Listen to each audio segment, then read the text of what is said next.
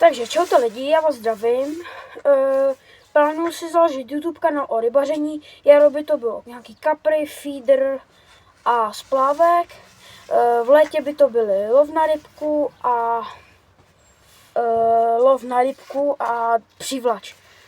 Jsem tady novej, chtěl bych, abyste se mnou dělili o zajímavosti, rady a chytám už 3. rokem. Je to fakt fajn, baví mě to. Neřeknu vám zatím, kde budu chodit, to když tak v dalších videích. A kdybyste něco chtěli vědět o mé výbavě, tak vám teďka ukážu pár prutů, kdybyste, aby jsem vás nadchl. Takže první můj takový prut je bič. Je to asi 3 až 5 gramů. Je 5metrový, takže to je takhle.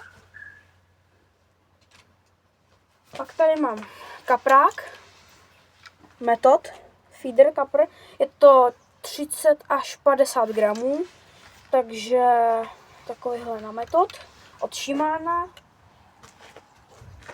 A od Damu takovejto kaprák, úplně kaprák, jakože že to je prostě na kapry je tvrdá špička, naviják je Dam 2,5 tisícovka, myslím, teď nevím, ale kupoval jsem to zvlášť. 3,60 metrů má a takhle.